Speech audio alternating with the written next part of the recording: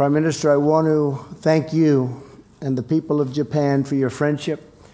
We have so many great things that we can accomplish together, and we are in the process of accomplishing those things. It was a thrill for my daughter Ivanka to be able to participate in the World Assembly for Women and promote women entrepreneurship side by side. Our two nations are advancing policies to empower women and harness the full potential of our great economies. You were the first foreign leader to visit me shortly after my election, and now it is my pleasure to join you in your homeland to further strengthen the historic ties between our two great nations. As you know, this is my first visit to the Indo-Pacific region as president. Been here before, but as president, this has been my first, and it is my first. And I am thrilled that my first stop was with you, great friend. We're going to other countries where I have also developed some great friendships, and we're going to work to straighten a lot of things out, including trade, including military problems. We have a lot of things to work on, but this is a real honor to be with you, Shinzo. Japan is a very special place. The Japanese people are thriving. Your cities are vibrant, and you've built one of the world's most powerful economies. I don't know if it's as good as ours. I think not. Okay? And we're going to try and keep it that way, but you'll be second. And yet, for all of its modern splendor, the people of Japan maintain a profound respect for their rich culture, heritage, and traditions, honoring the past even as you blaze new trails into the future. Very, very strongly looking into the future is Japan. You demonstrate every day that the respect for history and heritage is the true foundation for progress. Our nations share an enduring bond. America and Japan face many challenges, many opportunities. There are many things we face, but we will be facing them together in friendship and as allies. Most importantly, we're working to counter the dangerous aggressions of the regime in North Korea. The regime continued development of its unlawful weapons programs, including its illegal nuclear tests and outrageous launches of ballistic missiles directly over Japanese territory, are a threat to the civilized world and international peace and stability.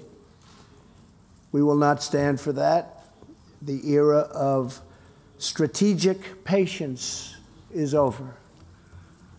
Some people said that my rhetoric is very strong, but look what's happened with very weak rhetoric over the last 25 years. Look where we are right now. Prime Minister Abe has also shared with me the tragic stories of Japanese young people whom North Korea has abducted over the years. Together, we met with the parents of Megumi Yakoda, who was abducted as a young girl in 1977. No child should ever be subjected to such cruelty. No parent should ever have to endure 40 years of heartbreak. We also had a young, wonderful man in our country, Otto Warmbier. We all know the story of Otto. It's a horrible story, a sad story, and we can't let that happen. Cannot let that happen. The United States of America stands in solidarity with the people of Japan against the North Korean menace. History has proven over and over that strong and free nations will always prevail over tyrants who oppress their people. Our powerful and enduring U.S.-Japan alliance includes more than 50,000 members of the United States military stationed right here in Japan. In addition to that, we have 33,000 stationed in South Korea. American and Japanese military personnel train together, work together, and will stand together to defend the security and sovereignty of both of our countries.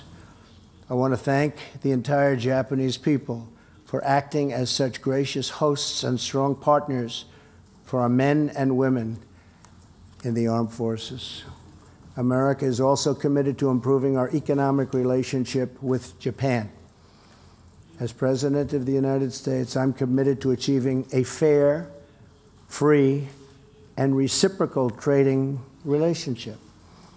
We seek equal and reliable access for American exports to Japan's markets in order to eliminate our chronic trade imbalances and deficits with Japan. We're working on that, something we've all been working on very hard from the very beginning of our meetings. As we continue to pursue closer economic ties, I believe it will create new and exciting opportunities to achieve greater prosperity in both of our nations and to advance new frontiers in science, medicine, and technology. The United States respects and honors Japan's heritage and admires your deep well of perseverance. I appreciate very much your acknowledging and stating the fact that the United States economy has done so well since our election on November 8th. Close to 2 million jobs, the highest stock market in our history. So many different things are happening for the better, including the cutting of massive amounts of regulation, which is one of the reasons that the market's reacting the way it's reacting. This mutual respect for culture and sovereignty will continue to bring our nations closer and closer together and open up new avenues of cooperation and success. Mr. Prime Minister, thank you again for inviting me today and for opening the arms of your majestic country to our American delegation, all of whom are right now in this room. I look forward to working side by side with you in friendship.